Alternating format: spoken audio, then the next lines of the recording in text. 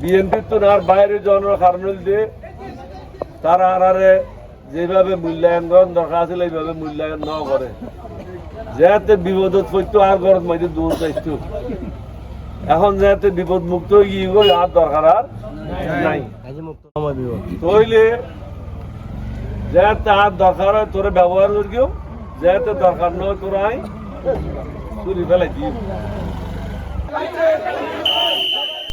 যেভাবে মূল্যায়ন করার প্রয়োজন ছিল সেভাবে মূল্যায়ন করা হয়নি।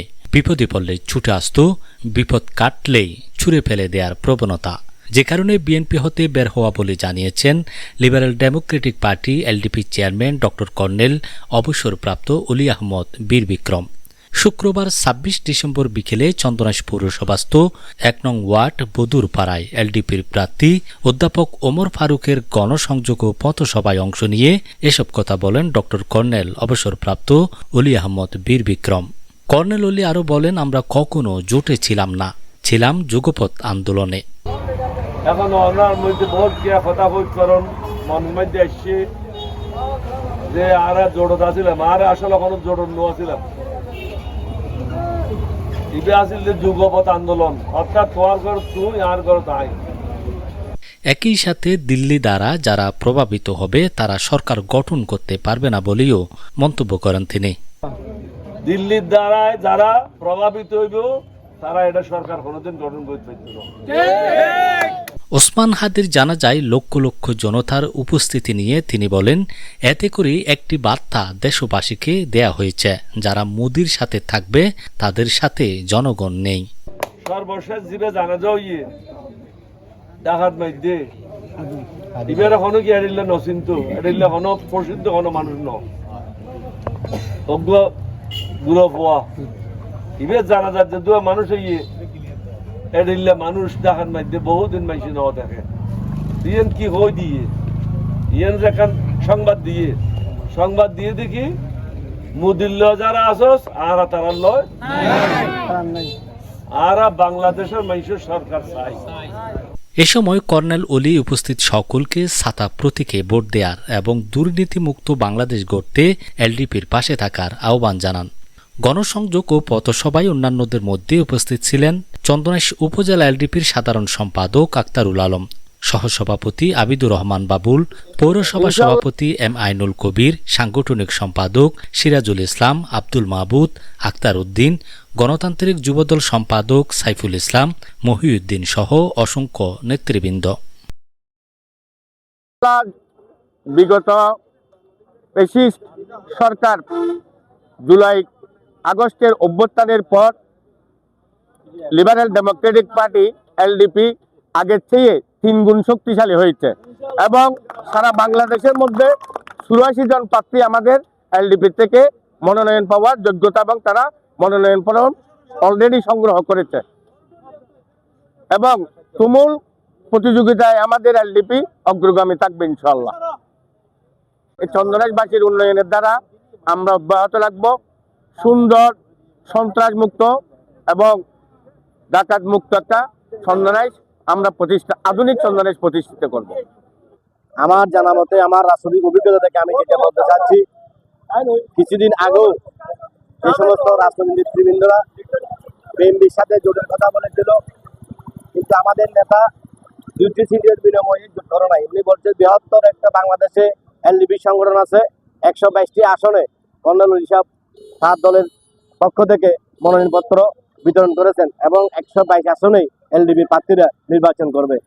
সুতরাং চন্দনাইশে 2008 সালের নির্বাচন থেকে যদি আমরা এই পর্যন্ত আলোচনা করি, আমি বলতে পারি কর্নেল অলি আহমদ বীর বিক্রম মহোদয়ের সুযোগ্য সন্তান আলহাজ ওমর ফারুক ভাই বিপুল ভোটে গিয়ে থাকবে এবং চন্দনাইশে আমি দেখতেছি আজকে থেকে আমাদের নেতা আসছে, গণসংযোগ করতেছে। আগামী দিনে যেই ভোট আমরা পেয়েছিলেন 2008 সালে তার সেই দ্বিগুণ ভোট বেশি দিয়ে চন্দনাইশের জনগণ ওনাকে এমপি বানিয়ে ওনার ঋণ শোধ করবে। সুতরাং কর্নেল অলির ছেলের চন্দনাইশে কোনো বিকল্প নাই। এখানে আমাদের প্রতিদ্বন্দ্বী যে বিএনপিতে একসময় আমরাও করছিলাম, আমাদের নেতা বিএনপির প্রতিষ্ঠাতা। এখন বিএনপির কিছু কিছু নেতা আমাদেরকে বলেছিল যে এমপি আমাদের সাথে জোট না করলে তারা এমপি হতে পারবে না। এখন তাদেরকে আমরা দেখাইয়ে দিব 2008 সালের নির্বাচনের মতো আগামী দিনে বিপুল ভোটে ওনাকে জয় করে ওনার ছেলেকে আমরা সংসদে পাঠাবো ইনশাল্লাহ। সন্তানবাসী ওনার ঋণ সারা জীবন মনে রাখবে। আপনার সাতগা মিডিয়ার মাধ্যমে আমি চন্দনেশ সাতকানিয়া আংশিক এলাকার সকল জনগণকে আমার এলডিপি চন্দনেশ পৌরসভার পক্ষ থেকে সালাম জানাচ্ছি এবং শুভেচ্ছা জানাচ্ছি। আসলে ডক্টর কর্নেল অলি আহমদ বীর বিক্রম সাহেব এলডিপি প্রেসিডেন্ট, উনি হচ্ছেন চন্দনেশের জনক। আজকে চন্দনেশ থানাটা পটিয়া থেকে কেটে উনিও সৃষ্টি করেছেন। চন্দনেশের আপামর স্কুল, কলেজ, মাদ্রাসা, রাস্তাঘাট প্রত্যেকটা কিছু ওনার। সুতরাং আমরা মনে করি না এখানে আমাদের কোনো প্রতিদ্বন্দ্বী প্রার্থী আছে। ইনশাল্লাহ আগের চেয়ে 2-3 গুণ শক্তি নিয়ে আমরা মাঠে নেমেছি। আমরা কারো ভিক্ষে চাই না, আমরা নিজের শক্তিতে গিয়ে যাব ইনশাল্লাহ সারা বাংলাদেশ। এবং আগামী সংসদ ইনশাল্লাহ এলডিপি হবে। আগামী সংসদে যদি কোনো সরকার গঠন করতে হয়, এলডিপি কে বাদ দিয়ে গঠন হবে না, এলডিপিও সরকার পরিচালনা করবে ইনশাল্লাহ। এটা আজকে বলে দিলাম। ধন্যবাদ সবাইকে।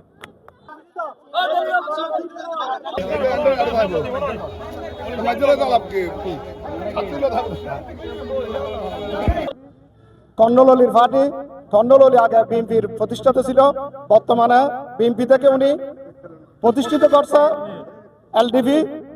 চন্দনেশের জনসাধারণ এলডিপিকে ভোট দিয়ে ইনশাল্লাহ বিপুল ভোটে ওমর ফারুক সানিকে বিজয় করবে সাদা মার্কায়। এইটা প্রত্যাশা রাখি।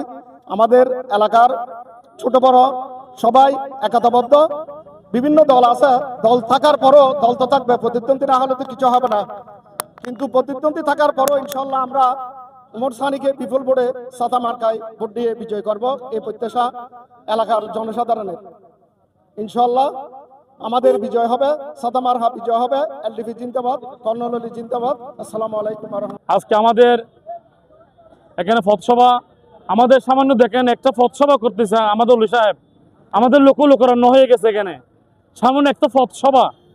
ইনশাল্লাহ আমাদের চন্দনেশের মধ্যে কর্নেল অলির ছেলে ওমর ফারুককে ঠেকানোর মতো এমন কোনো নেতা আছে আমি মনে করি না। কেন না তাহলে একটা প্রশ্ন আছে, আমাদের এখানে চন্দনেশে এমন কোনো জায়গা নেই কর্নেল অলি কাজ করে নাই। আমাদের চন্দনেশে এমন কোনো একটা রাস্তা নাই কর্নেল অলি কাজ করে নাই।